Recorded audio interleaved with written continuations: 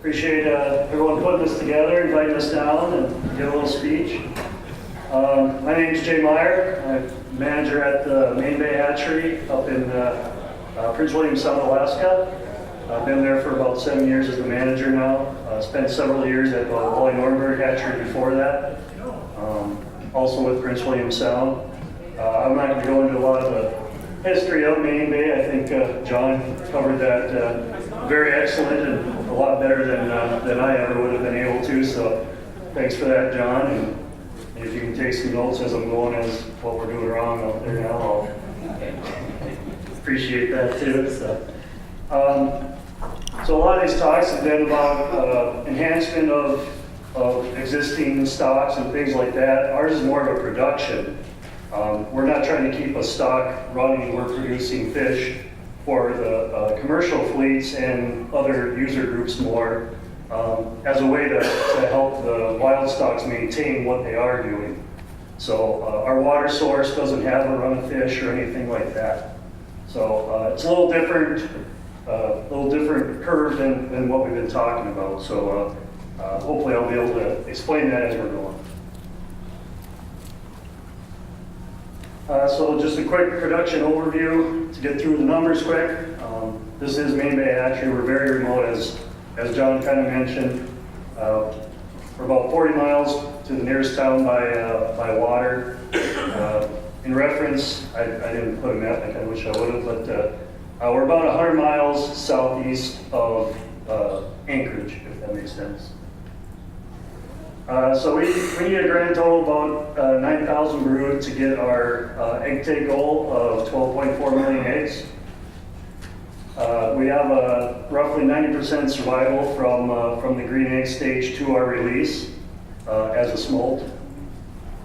And we get, over the last 13 years, I cut out we've reduced it to one stock of run from several. And since we started doing that, we're down to a 13% average return, which equates to about just over 1 million fish returning each season. So as far as our brood entry, I'm going to go over this real quick. Most of you are pretty familiar with the whole process of egg take and everything, but I'll just highlight it quick. Our fish come up to the fish ladder and go into our brood holding area. And at that point, we go through our pond sort this is our brood pond here. We'll sort through the fish as they come through there, and then eventually our egg take. As far as our brood entry, they come into our brood tank area, and at that stage, we actually get into with the fish and sort through for quality.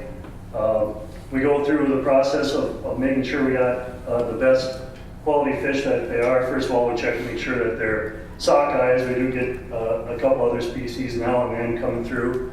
The next thing is we look at them for any kind of scarring or marks or injuries to the fish. And then finally, male or female. At that stage, we put them into the larger brood pond area. So we know exactly how many males and females we have. We try to do this as quick as we can so that we get through them and we can open up the bay to the rest of the user groups to take the fish as bright and as good a quality of fish as we can give them. After they've been in there 3.5, 4.5 weeks, we normally get in and start checking through them to make sure that they're ripe or getting close to ripe. We simply seine the pond up, bring it over to near our brood tank area, and then sort through them. Again, by hand, checking each fish to see, feeling if they're ripe or not. And if they're ripe, then we separate them, males from females, into the smaller area for the egg take the following day. We still maintain the standard of high quality. So if we see any that still have some scarring, or if they've been injured, or if they've just gotten some fungus or something, we get rid of those fish out of the holding area. Any of them that are good and still green, that aren't ready to spawn, we put back into the pens and then release them back into the brood pond that day. Following day, we do the egg take on those fish, and this is where the disinfection starts. We manually kill the fish, the males and the females, and bleed the females out to prevent any, try to get any blood into the eggs. So we lay them in the trays head first, Each fish is disinfected with some betadine, 200 parts per million, wiped down with a sponge and dipped each time. As that fish is used for the egg take, the tray itself is wiped down with betadine and cleaned out and everything like that, and the process continues for that part. As far as the egg take part, we do a 3-to-2 female to male ratio. We have 3 stations for each hen. Again, everything is disinfected between each fish. So as they take the eggs from one fish, their fingers are dumped into betadine, the knife is, everything is cleaned with betadine again to make sure that we're keeping everything individual. From that stage, the eggs are rinsed out and then filled with some betadine for water hardening. They sit in water hardening solution for an hour. After an hour of sitting with running water to keep the temperature cool, they are then combined together into a bucket.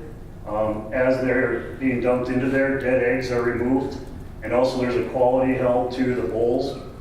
If we see more than 10 eggs visible that are dead, the bowl is destroyed, just to prevent any possible chance of bringing any other kind of IHN into the building or anything like that. And then individual, if there's less than that, they're still removed. There's just a little syringe that they're actually siphoning off any dead eggs that are there. Once we get a certain number of eggs into one bucket, the lid is put on with the water full and carried into our incubation room. At the incubation period, this is where we load the eggs. The bucket is dipped 100% underwater, again for prevention, and then dumped underneath, fully submerged into the incubator as well, and poured in to prevent the eggs from dropping too far down and being injured. And once the incubator is full, that's when our egg care begins. The eggs are shocked and picked to remove any other mortality. It also is back picked by hand to make sure that we have 100% live eggs put back into the incubators. When they're put back in, they're put onto indica toy incubators again, onto a hatch tray. Once they're put back into there, we otolith mark, if a lot of you are probably familiar with it. Basically, we manipulate the water temperature to mark the fish on their otolith bone in their head, so that future down the road, we can catch that fish, look at it, and determine which hatchery specifically that fish came from. So that's an ongoing thing that probably most of you are familiar with. Along with that, that's when our real disinfection starts. We do a lot of that egg take, but we even get more in depth once we're working out in the incubators. We use separate rain gear in all areas. So the rain gear and everything that's used at our egg take period is completely different from what we use in our incubation room. We wash our rain gear once a week with a small amount of bleach and then disinfect everything again. Each day when rain gear is put on, the entire rain gear and gloves are disinfected with betadine. When we go to work on an incubator or a start tank, the entire area, surface area that you'll be touching is wiped down. The person is wiped down again, and they work on the unit itself.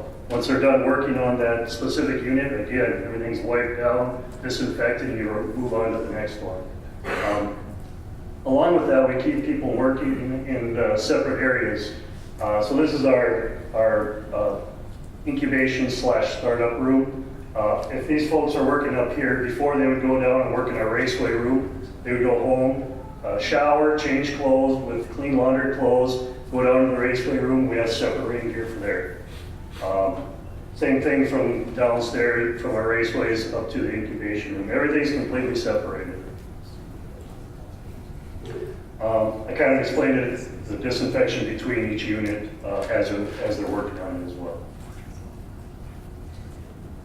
After the fish have hatched out and we've removed the hatch trays, we do our yolk sampling to see when the fish are ready to out-migrate. Once they start getting close to that point, we have two different types of, we kind of split how we out-migrate our fish. The first step is the volitional migration, where we let them come out on their own. You can see this is the start tank.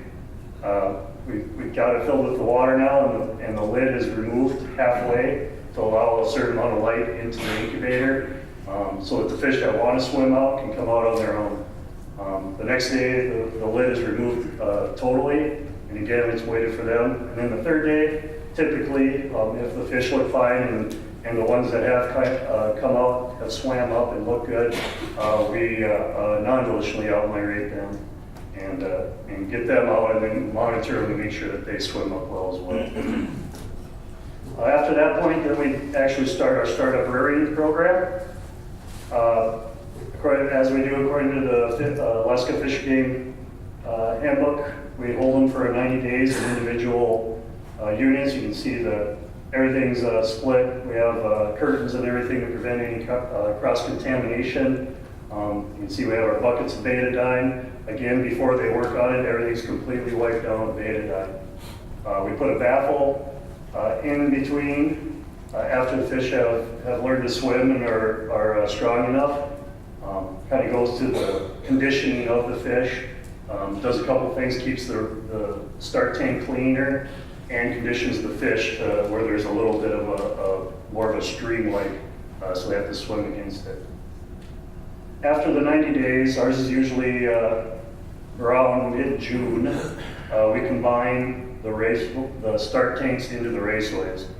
This is done after we've released the fish from our raceways, and the raceways are completely wiped down, disinfected, cleaned, bleached, everything like that, and then refilled, and have water running back through it. Then we combine all of them and move down into our actual raceways.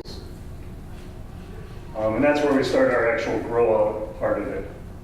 So these are our raceways. Again, we separate them. You can see the walls here. We have, we call this a set of raceways. We have 5 of these sets for a total of 10 raceways. Each one of these is individual as far as when you work on these 2 units before you go work on the other one. Again, everything's disinfected in between. They're totally wiped down, separate rain gear, everything like that. Along with that, we have different release groups, which I'll talk about here, and our dormancy program, post-dormancy, and the saltwater rearing as well. So our 2 different rearing groups. We have our saltwater release group that we call, and then our direct release group. Our saltwater group is the one that we actually rear out in our net pens for approximately, put them out at the beginning of March and release them at the end of May. So they're out there a little bit. Our direct release group we keep inside and release them directly after the saltwater. We put them out into the net pens, hold them for 24 hours, and then release them as well. There's a couple different reasons for that. One of them is that way we can maintain half of our stock. If something would happen to our saltwater group, if they would get something from environmental or anything like that, we can still have our direct release group that we can release to have come back to continue, and vice versa. And also rearing space is another big reason. So back to our dormancy, kind of hard to show pictures of dark, so I've got just kind of the stages that we go to as we go into dormancy. Everything's normal, we have all our lights on. That's a typical raceway set. 2 weeks before we're putting them into dormancy, we cut off 1 bank of lights to dim it down. While we're doing this, we're also cutting back feed. The temperatures are cooling down. As we cut back feed, we also cut back days of fed, so that we're still feeding everything to satiation. So even though we cut back feed, we're still forcing them, maybe 4 days a week instead of the 7, so that they're fed to satiation and the size maintained evenly among them. And then the second week, we cut down a little more. And you do see some change in the fish. They start to slow down, their feeding slows down, it takes a little longer, things like that. And then eventually, the next slide wouldn't be there, it would be black, but the lights go off. At that stage, we have what we call mood lighting. And we just have 2 little lights up above here that run this way at the front and back. It's just a blue light that's on for 6 hours a day. And the idea is that it mimics the sunlight coming through snow and ice. And that's all that the fish will see as far as that. All feeding is stopped, all cleaning is stopped.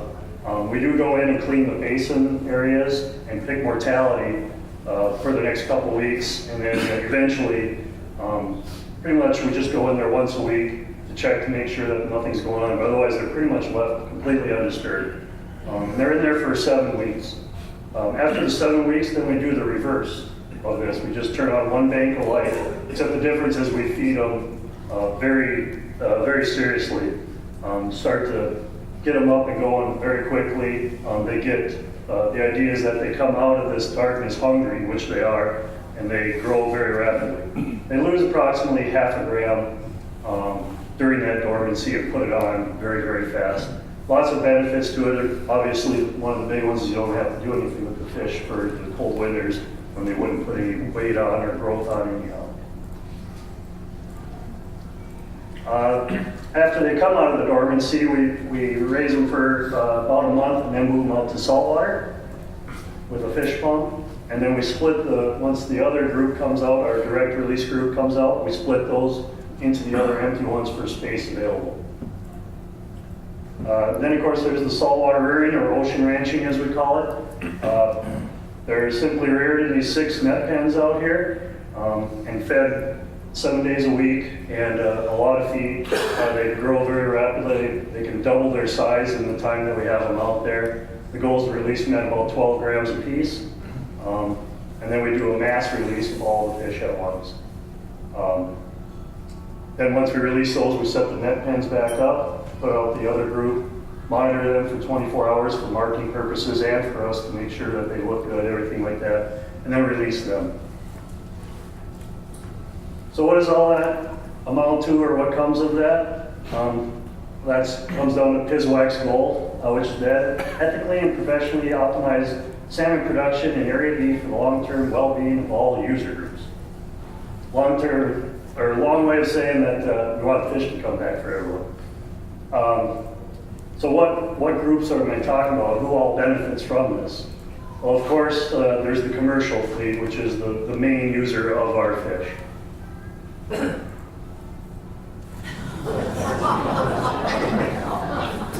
The main groups that we have are the drift gill net, which is that's this particular group, the set netters, which is a little calmer than what these guys are, and then the seining also does get some benefit out of it as well. They're not the main ones, but they do catch some of the incoming and things like that. So besides the commercial group, there's also the sport fishing, of course. This goes back to individual people who are just fishing for fun in their own boats, the charter services and everything else like that. They're not quite as intimidating as the commercial guys lined up, but they still enjoy it. And then of course you have all the other user groups that we do as well. That's all I've got.